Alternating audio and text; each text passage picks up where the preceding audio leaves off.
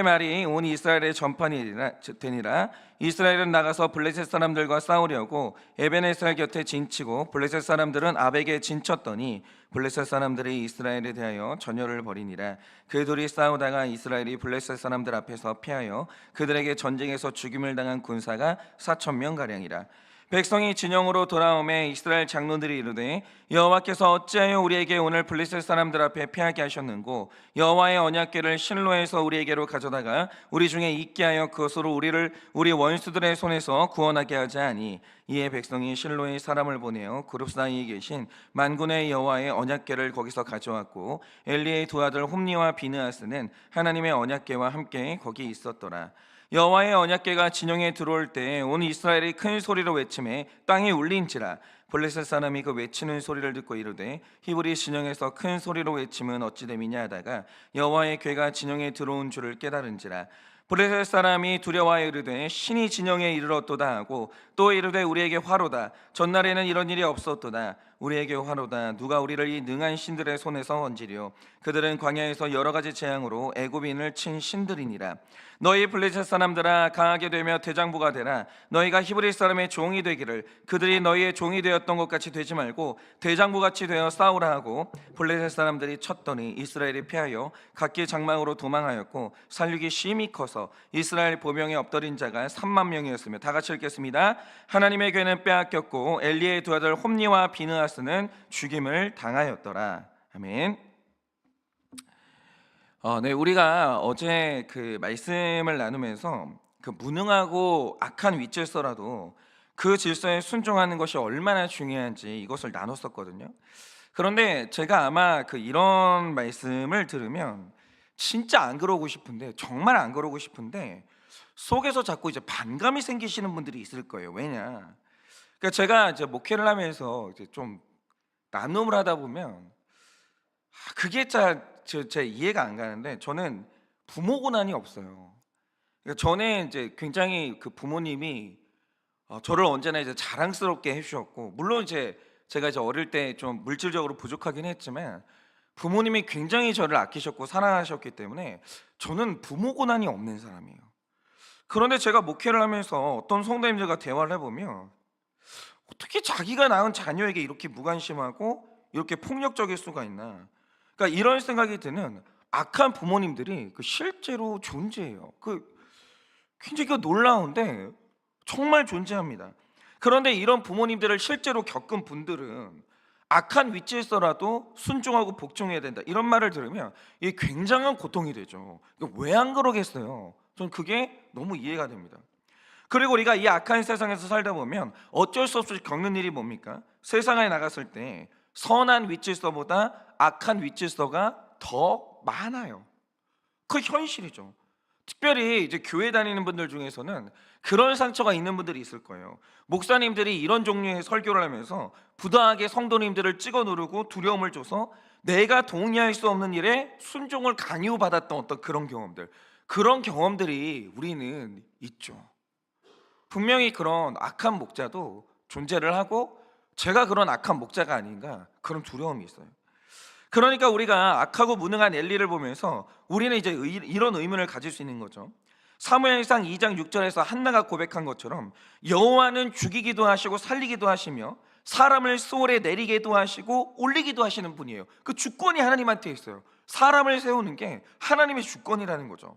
그러니까 애초에 엘리 같은 악한 리더는 안 세우시고 처음부터 사무엘처럼 좋은 리더를 세우면 되는 거 아닌가. 왜 굳이 우리 인생 가운데 이 나라에 그렇게 악한 리더를 세우시는 이유가 뭔가, 이렇게 생각하실 수 있을 거예요. 그런데 이건요, 하나님의 섭리가 작동하는 방식을 전혀 모르니까 이런 말씀을 하시는 거예요. 여러분, 하나님의 나라는요 결과만 있는 나라가 아니에요. 하나님의 나라는 결과가 있을 때 과정을 통해서 결과를 내는 나라라는 거예요. 그게 하나님이 세우신 질서예요.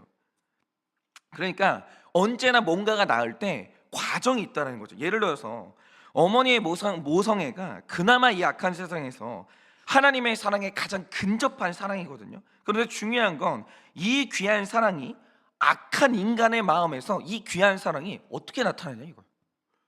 여러분, 모성애가 어떻게 생겨요? 어느 날 여성이 그 마음의 임신을, 그 몸의 임신을 딱 해요. 그럼 어느 날 갑자기 모성애가 하늘에서 뚝 하고 생겨요? 그게 아니라는 거예요. 그런 일이 있을 수가 없는 거죠. 여러분, 내 안에 없던 이 특별한 사랑이 갑자기 내 마음에 생겼어요. 근데 이게 있을 때는요, 이 사랑이 생겨나는 과정이 반드시 있다라는 거예요. 근데 그 과정이 뭐냐? 바로 그게 임신 기간이에요. 그러니까 한 여성이 아이를 애타게 기다리다가 작은 생명이 내 자궁에 착상해요. 그 다음부터 이 10달이라는 과정이 생기는데, 이 10달이 왜 있냐? 내가 먹는 음식, 나의 감정, 나의 모든 생각이 다 아이하고 연결이 돼요. 부모가 그걸 알아요. 엄마가 그걸 알아요. 그래서 엄마가 행여나 나쁜 말을 하고 나쁜 생각을 했다, 즉시 엄마는 죄책감이 느껴져요. 내가 이 아이에게 무슨 몹쓸 말을 하는 거 아닌가. 엄마는요, 아이가 생긴 다음부터 만약에 술, 담배를 어떤 여성이 했다, 그 다음부터 못합니다. 우리 교회도 그런 분들 굉장히 많은데, 여러분, 사람이 우울증이 얼마나 괴로운지 아세요? 진짜 이거 죽는 병이에요. 근데 엄마들이 임신을 딱 하는 순간 애를 보호하기 위해서 우울증 약을 못 먹어요. 어마어마한 고통이에요. 어마어마한 고통. 엄마들은 다 그렇게 살아요. 그리고 엄마는 극심한 고난 가운데서 이 아이를 보호하는 10달의 기간을 거친다고요. 이 과정을 통해서 엄마와 자녀는 교육으로는 절대로 생겨날 수가 없는 애착관계가 생기는데, 이게 강력한 애착관계예요. 정말 강력해요. 그런데 사실 이 아빠라는 존재는요, 아이가 이제 태어나는 이 10달 동안 어쩔 수 없이 아이하고 분리돼 있어요. 아빠는 그 과정을 거치지 않아요. 그러니까 이 아빠가 부성애라는 이 감정을 갖게 될 때, 임신의 과정을 거친 엄마와는 절대로 같을 수가 없는 거예요. 절대로 그렇게는 안 돼요. 그러니까 아빠라는 존재한테 부성애가 생긴다 그러면 아이가 태어난 후에 또 다른 과정이 필요해요. 또 다른 시간이 필요하다는 거죠. 그러니까 이 하나님의 섭리라는 것은요, 어느 날 완성된 결론이 하늘에서 뚝 떨어지는 일은 없어요. 그런 일은 없어요. 여러분, 모든 선한 열매는 그것을 맺는 과정이 반드시 있는 게 하나님의 섭리예요. 여러분, 이런 관점에서 우리가 선한 지도자죠, 이 사무엘의 등장을 생각해보자 이거예요. 성경이 인정하는 바, 사무엘은 마지막 은퇴하는 그 날까지 엘리야하고 다른 길을 갔던 사람이고, 모든 백성들에게 당신은 깨끗한 지도자입니다, 이거 인정을 받고 은퇴한 사람이에요. 이런 사람 몇 명 안 됩니다. 여러분, 이런 사람은요, 모세하고 사무엘 그 외에 몇 명이 안 돼요. 그러니까 좀 쉽고 단순하게 말해서 사무엘은 완성된 지도자다, 이렇게 말할 수 있거든요. 그런데 이제 중요한 건 이거죠. 이렇게 온전한 지도자가 어느 날 하늘에서 똑 떨어지냐? 하나님의 나라에서 그런 건 없어요. 다시 말해서 사무엘이라는 한 사람이 이 땅에 나타났다 그러면 이 사건이, 사무엘의 존재가 자동으로 설명해 주는 게 뭐냐? 이 사무엘을 탄생시켰던 과정이 있다라는 거예요. 분명히 있어요. 그러면 그 정해진 과정이라는 게 뭐냐? 자, 여러분이 앞으로 이제 사무엘에 대해서 보시겠지만, 사무엘은요, 어릴 때부터 순종이 몸에 익은 사람이에요. 이 순종도 보통 순종이 아니에요. 이 사람은 99% 순종은 안 해요. 100% 순종을 해요. 그리고 민족의 지도자가 된 이후에도 순종이 그 무엇보다 중요하다는 걸 왕에게도 가르치고 백성에게도 가르치고 순종을 그렇게 강조해요. 그러면 그가 순종의 가치를 알게 된 이유가 뭔지라는 거죠. 어느 날 이 믿음이 하늘에서 뚝 떨어졌어요? 그게 아니라는 거예요. 이유가 뭐냐? 하나님께 순종해서 나를 낳은 어머니 한나가 있었기 때문이에요. 한나라는 이 어머니를 통해서 순종의 가치가 어떤 건지 그가 봤기 때문이에요. 그런데 어머니 한나의 순종이 쉬운 순종이었냐? 절대로 아닙니다. 그게 얼마나 어려운 순종이었는지는 겪어보지 않은 사람은 모르는 거예요. 그러니까 여러분도 아시겠지만 한나에게 있어서 이 사무엘이라는 아들은요, 쉽게 낳은 아들이 아니에요. 극심한 고난 가운데서 오래오래 기다리다가 낳았던 첫 번째 아들이 사무엘이에요. 그러니까 안아볼 수 없을 줄 알았던 아들을 품에 안았을 때 여러분, 그 엄마의 마음이 어땠겠습니까? 이거는 겪어보지 않아도 아는 게 뭐냐면, 모든 사람들은요, 뭔가를 오래 기다리다가 어렵게 얻으면 기다림이 길면 길수록 이 기다림이 낳는 특이한 감정이 있어요. 우리는 그것을 애틋함이라고 하거든요. 그런데 한나에게 사무엘이 어렵게 얻은 아들이고 오래 기다려서 낳은 아들이거든요. 그러니까 이 아들을 만났을 때 그 애틋함이 깊어요. 굉장히 깊다라는 거죠. 그런데 이 엄마가요, 이 어리고 예쁜 아들에게 젖을 물리다가 젖을 떼던 해에 서원한 게 있기 때문에 이 아이를 하나님께 드려요. 젖을 물리다가. 그런데 보통 아이가 젖을 뗀다라고 하면 최대가 2살이에요. 최대가 2살. 그런데 여러분이 생각을 해보세요. 한나에게 이 아들이 세상에서 제일 귀한 존재고 사랑하는 아들인데, 이 아들을 겨우 2살 때 성막의 제사장에게 넘기고 뒤돌아서 집으로 와요. 이 아들 놓고 나 혼자 오는 거예요. 근데 뒤돌아서 이게 나올 때 엄마는요, 몸은 아들을 떠날 수 있는데 마음이 아들을 못 떠나요. 그건 안 되는 거예요. 떠날 수가 없어요. 그러니까 이 아들을 향한 엄마의 그리움이 얼마나 컸는지, 한나가 아들을 만나는 날은 1년에 딱 3번밖에 없어요. 6월절 같은 명절을 드릴 때만 아들을 만날 수 있는데, 명절에 아이를 한 번 만나고 그 다음에 아이를 만나려면 엄청 긴 시간을 기다려야 돼요. 엄청 긴 시간을. 그러면 그 다음에 만나는 그 긴 시간의 기다림 동안 한나가 이 시간을 어떻게 보냈냐? 사무엘상 2장 19절을 보면 내 아들에게 입힐 작을 겉옷을 만들면서 그 그리움을 달래요. 그 시간 동안 아들 겉옷을 만들어요. 그리고 아들을 만나면 그 겉옷을 입혀주고 또 뒤돌아서 나오는 거예요. 그런데 이 사무엘의 엄마가요, 이 고통스러운 순종을 해내요. 하나님께 결국 이 아들을 바쳐요. 그런데 사무엘이 그런 엄마의 순종을 본 거예요. 그러니까 사무엘은요, 순종을 글로 본 적이 없어요. 그는 어머니의 삶을 통해서 순종을 봤어요.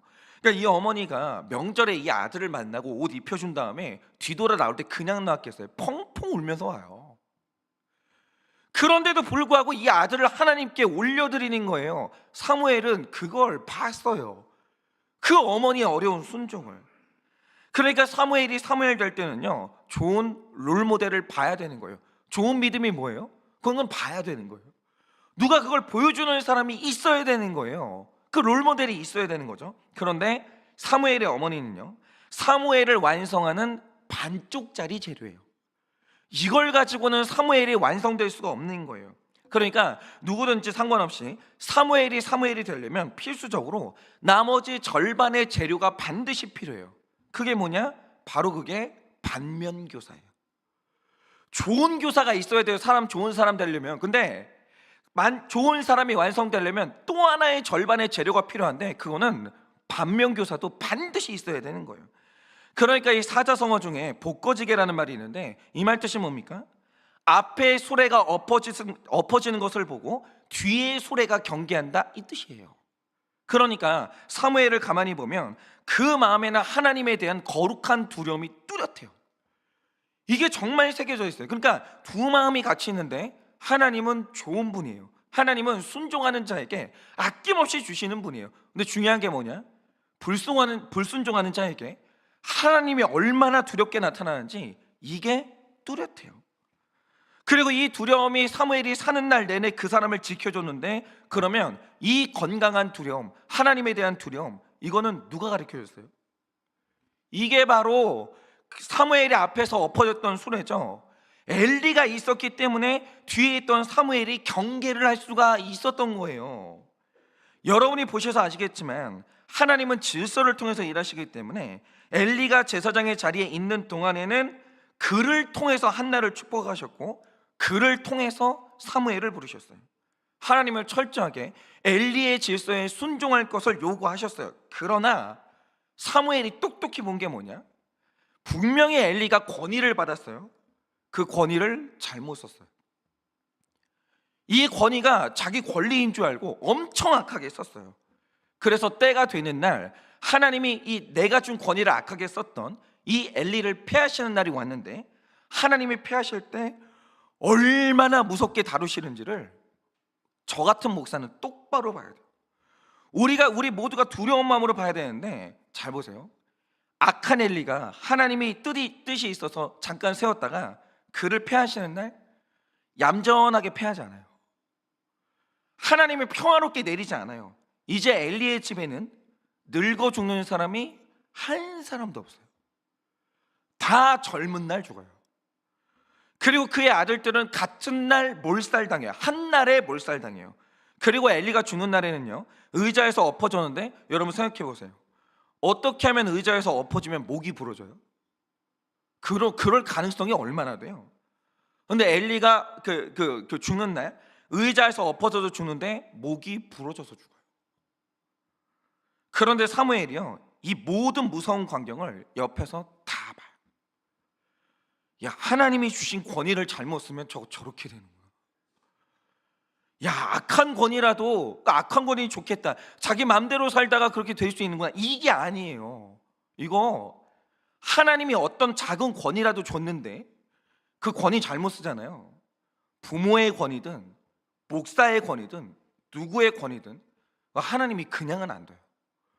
얼마나 무섭게 다루시는지를 몰라요. 그러니까 사무엘이라는 거룩한 지도자가 탄생할 때 순종을 통해서 하나님께 사랑받고 하나님께 복을 받는 어머니의 롤모델도 필요하지만 불순종해서 철저하게 징계를 당한 엘리라는 반면 교사도 반드시 필요한 거예요. 이거는 없으면 안 돼요. 이거는 없으면 안 돼요.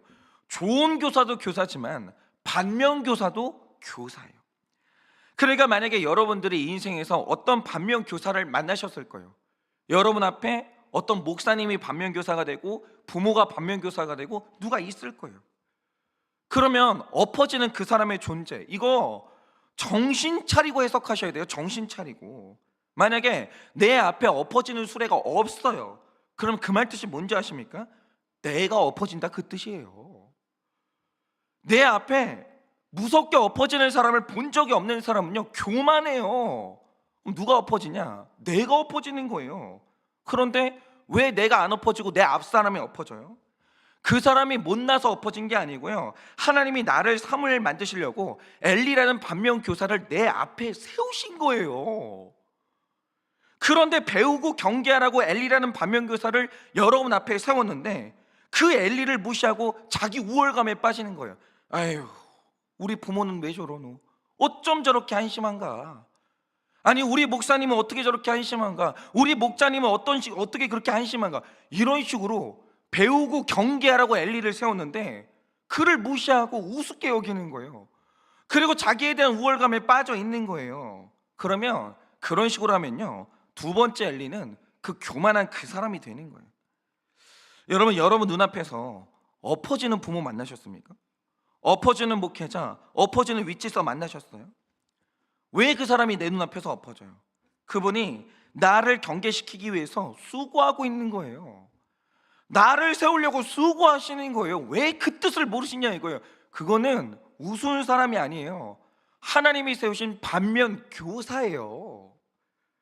그러니까 하나님이 세우시는 날 동안에는 그 반면 교사를 보고 배우세요. 철저하게 순종하세요. 그러면 내가 사무엘이 되는 거예요. 그리고 이런 관점에서 오늘 이스라엘이 당하는 이 패배를 이런 관점에서 해석하셔야 되는 거예요. 여러분, 지금 이스라엘 백성들이 오늘 완벽하게 밟히거든요. 완전히 엎어져요. 근데 왜 졌어요? 이스라엘 백성들이 왜 졌어요? 여러분, 이 패배는요, 당시 이스라엘 백성들이 미개하거나 무식해서 당한 패배가 아니에요. 이거는 오늘 우리를 경계시키기 위해서 이들이 먼저 엎어진 거예요. 그러면 오늘 우리가 이들의 패배를 보면서 경계해야 되는 그것은 무엇인가? 뭘 배워야 되나? 여러분, 한번 이제 보자 이거죠. 우리가 오늘 4장으로 딱 넘어오니까 이스라엘과 블레셋의 이 전쟁 장면이 등장을 하는데요, 우리가 여기에서 눈여겨봐야 될 건 이겁니다. 오늘 본문 1절과 2절을 보시면 이스라엘이 블레셋과 싸우다가 4,000명가량이 죽는 완벽한 패배를 경험해요. 그런데 이 패배의 원인에 대해서 성경이 설명하는 게 뭐냐? 이걸 보셔야 되는 거예요. 왜 졌어요? 오늘 우리가 우리 앞에 세워진 이 반면 교사를 보면서 이걸 봐야 되는 거예요. 여러분, 이스라엘 백성들이 왜 졌어요? 원인이 뭐예요? 그러니까 하나님을 안 믿으면 또 모르겠어요. 하나님을 믿어요. 근데 졌어요. 왜입니까? 오늘 여러분의 삶에 패배가 일어나거든요. 그럼 여러분은 왜 패배했어요? 이 원인을 아는 게 중요한데, 여러분이 2절 말씀을 보시면 이스라엘이 패하여 라고 해요. 근데 원어를 보면 이 패했다는 동사를 쓸 때 수동태를 써요. 그러면 이 말의 뜻이 뭐냐? 지금 이스라엘이 블레셋에 의해서 패배한 게 아니라, 오늘 말씀을 보면 그래요, 블레셋 사람들 앞에서 제3의 누군가에 의해서 패배한 사건이다, 이렇게 말하는 거예요. 흥미롭죠? 그러면 도대체 이스라엘은 누구한테 패배한 것인가? 성경이 말하는 건 블레셋 사람한테 진 것처럼 보이나 이 패배의 원인은 블레셋 사람이 아니라는 거예요. 제3의 다른 누군가가 있다라는 거예요. 그럼 그게 누구냐라는 거예요. 그런데 3절을 보시면 이스라엘 장로들이 이 패배를 해석하기 시작하는데 처음 해석은 매우 좋아요. 그게 뭐냐? 여호와께서 오늘 블레셋 앞에서 여호와가 패배하게 하셨다, 이렇게 해석해요. 그러니까 이거는 옳은 해석이 맞죠. 그런데 그 다음 해석에서 완벽하게 틀어져 버려요. 그러면 왜 하나님은 자기 백성을 패하게 하시는가? 여기에서 이스라엘 백성들의 잘못된 해석이 뭐였냐? 이 패배는 하나님이 오늘 우리랑 함께 있지 않아서 패배했다, 이렇게 생각하는 거예요. 여기까지도 좋아요. 그러면 왜 하나님은 그들과 함께 있지 않으십니까? 여기에서 이들의 해석이 엽기적인 거예요. 왜냐? 하나님은 언약궤가 있는 곳에 임재하시는데 하나님의 법궤는 실로에 있고 우리는 에베네셀에 있으니 하나님이 그래서 여기 안 계신 거 아니냐? 그러니 법궤를 여기로 가져오면 하나님도 따라오실 것이고, 하나님이 여기에서 우리와 함께 계시면 4절 말씀처럼 만군의 여호와가 블레셋과 싸우사 우리는 이길 수밖에 없다라는 거예요. 그런데 여러분, 이런 해석을요, 오늘날 그리스도인들이 똑같이 하는 사람들이 엄청 많아요. 예를 들어서 구약의 성도들은 하나님의 임재를 불러오는 게 법궤라고 생각을 했거든요. 근데 이게 잘못된 거예요. 하나님의 임재를 불러오는 건 거룩한 우리의 삶이에요. 우리의 회개예요. 법궤가 우리 가운데 있다라고 해서 하나님이 자동적으로 임하는 게 아니라는 거예요. 그런데 이들은 그렇게 생각했어요. 그럼 보세요. 오늘날 21세기 성도들은 뭐가 하나님의 임재를 불러온다고 생각하는지 아십니까? 이걸 봐야 되는데, 그게 바로 그 대표적인 것 중에 하나가 뭐냐면 그게 성직자예요. 그래서 만약에 어떤 분들이 개업을 하거나 차를 새로 사거나 중요한 시험이 있을 때 목회자를 불러서 예배하거나 기도를 받으러 와요. 근데 중요한 건 이겁니다. 어쨌든 그 교회의 윗질서가 이제 목회자이기 때문에 목회자를 존중한 것도 나쁜 게 아니고 목회자와 함께 예배를 드린 것도 나쁜 건 아니에요. 그런데 이때 예배의 목적이 말씀을 통해서 하나님이 이 개업을 향해서 하시는 말씀이 뭔가, 내가 차를 새로 샀는데 하나님 은혜가 너무 감사한 거예요. 그래서 이 은혜를 예배를 통해서 감사하고 싶어서, 혹은 시험을 보기 전에 어떤 결과를 주시든 하나님의 뜻을 받아들이는 이 믿음을 새롭게 하고 싶어서, 이런 목적들 때문에 목회자와 예배하고 기도한다, 완전히 오케이예요. 그거 정말 좋은 신앙이에요. 정말 좋은 신앙. 그러니까 오늘 내가 개업 예배를 하는데, 목사님, 하나님이 이 예배를 통해서 내가 이 사업을 할 때 뭘 원하시는지 듣고 싶어요. 목사님 와서 말씀 전해주세요. 완전 오케이. 그거 정말 좋은 믿음이에요. 그런 것 때문에 개업 예배를 한다? 이게 진짜 목회자 가야 돼요. 무조건 가야 돼요. 하나님이 그 예배를 기뻐하십니다. 그런데 우리의 불편한 진실이 뭐냐? 많은 사람들이 개업 예배를 할 때 목회자를 초청해요. 왜 초청할까요? 내가 인생 걸고 개업을 하는데 목사님이 우리 가게를 방문해 주시면, 첫날 오픈하는 첫날 목사님이 우리 가게를 방문해 주시면 하나님이 따라올 것 같은 거예요. 삶을 안 바꿔요. 내가 이 가게를 할 때 정직하게 이 가게를 운영하겠다, 하나님 앞에 11조를 철저히 드리겠다, 이런 거룩의 결단은 없어요. 그냥 목사님이 방문해 주시고 한번 이렇게 감사원금 드리고 그 다음에 이제 식사 한번 잘 베풀면 하나님이 그 목회자와 함께 우리 가게에 올 것 같은 거예요. 또 시험을 앞두고 있는데 목사님이 머리에 손을 얹고 기도한다, 그 순간 하나님이 도와줄 것 같은 거예요. 목회자의 안수 기도에는 특별한 능력이 있는 것 같은 거예요. 그 목회자가 기도해 주면요, 임재가 있을 것 같은 거예요. 그러니까 오늘 말씀의 법궤를 대하는 백성들의 기복적인 믿음은 오늘날 우리 마음 안에서 사라지지 않아요. 굉장히 많은 사람들이 이런 사고방식으로 생각을 해요. 그러니 오늘 내가 장사가 안 되고 시험에 점수가 안 나오고 뭔가 이게 잘 안 되면 목사님의 기도를 안 받아서, 개업 예배를 안 해서, 내가 단순히 11조를 안 내서 이래서 이런 일이 일어났다? 아직도 이런 식으로 생각을 해요. 아직도. 그런데 여러분, 이 말씀의 반전이 뭐냐? 이게 중요해요. 이사야가 분명히 밝힌 것처럼 하나님의 특징이 있는데, 하나님은 임마누엘의 하나님이에요. 여기에서 임마누엘의 뜻이 뭐냐면 하나님은 내 백성과 함께 계신 하나님이에요. 다시 말해서 법계란 하나님이 우리와 함께 계신다는 눈에 보이는 상징일 뿐이고요, 하나님은 법계가 있는 곳에 갇혀 있지 않아요. 하나님이 어디에 계시냐? 이렇게 생각하시면 되는데, 자기 백성이 어디에 있든지 하나님이 거기 계세요. 하나님은 내 백성이 있는데 하나님이 계시는 거지, 법궤가 있는데 하나님이 있는 게 아니라는 거예요. 내가 있는 곳에 하나님이 거기 계시는 거예요. 그러므로 이 백성이 전쟁하는 이 날, 이 순간, 이 자리에 하나님은 거기 계셨어요. 그러니까 하나님이 거기 계셨다는 거죠. 그러니까 하나님이 함께 있는데도 패배한 이유가 뭐냐? 이건 질문 자체가 잘못된 거예요.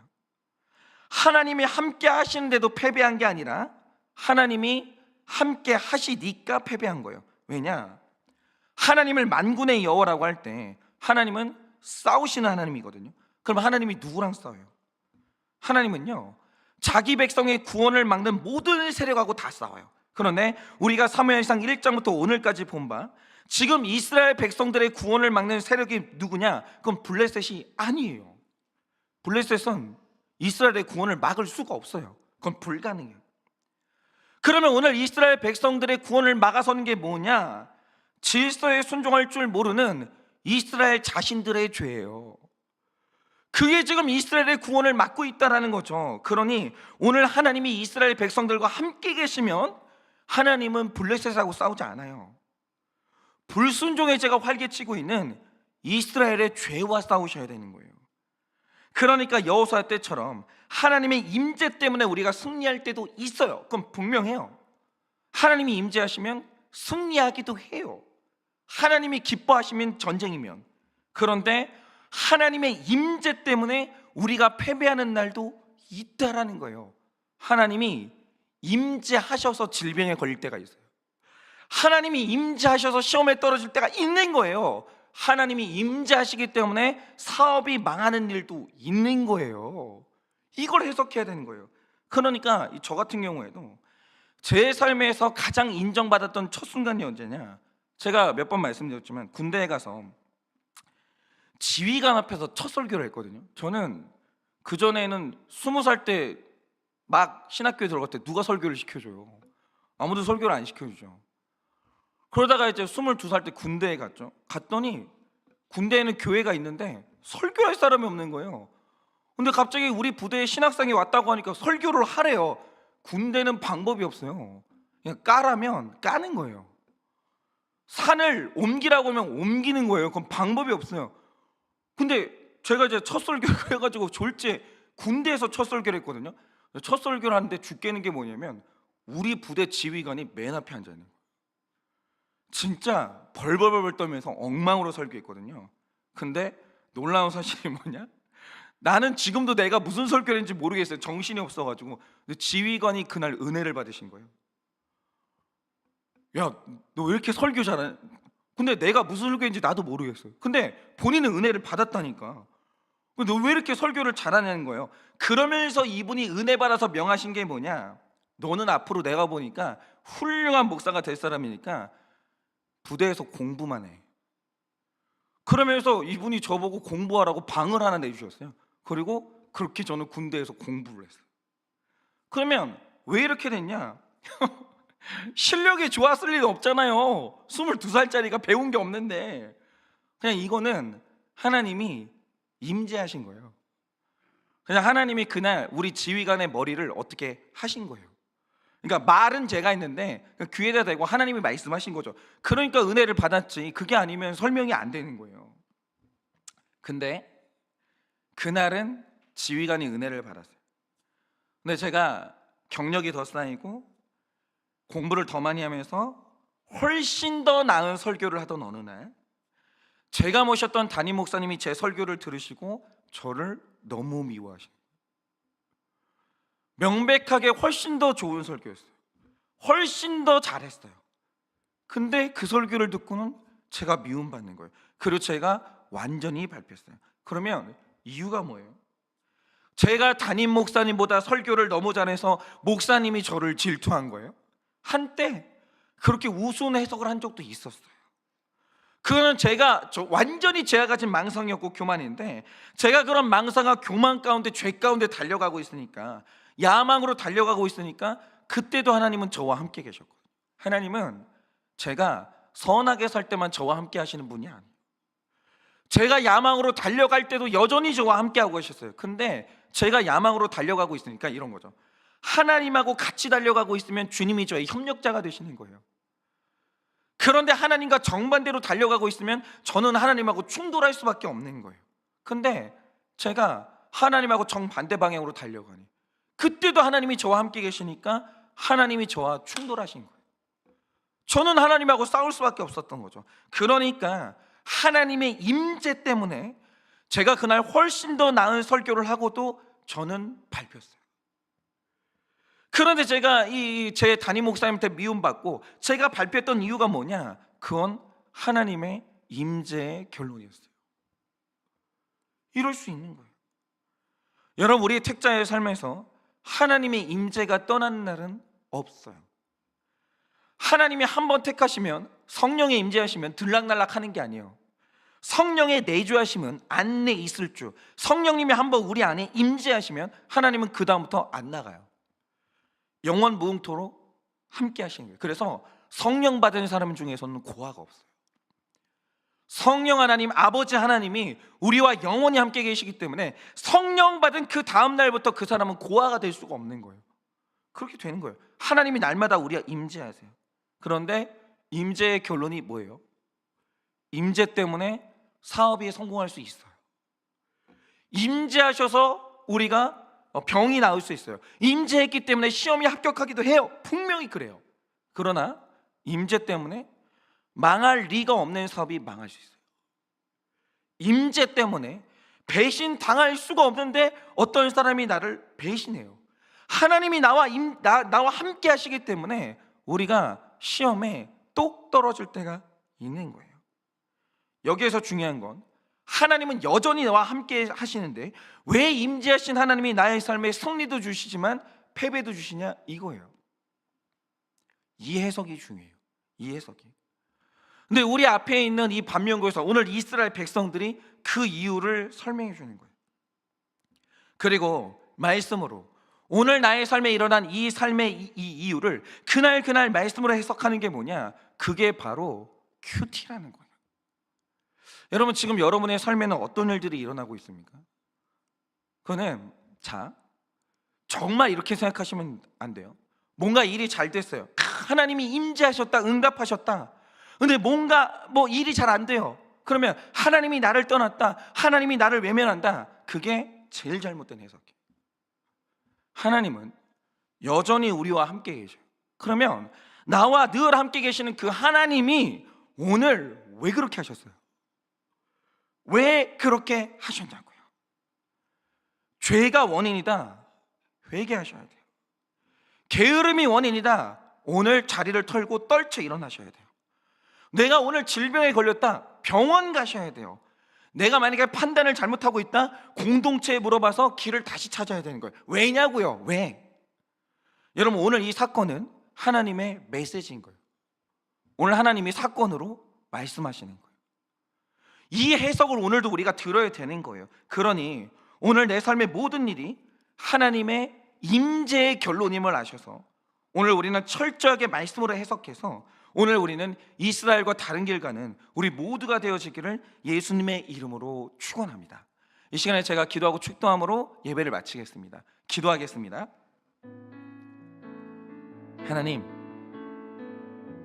하나님은 늘 나와 함께 하십니다.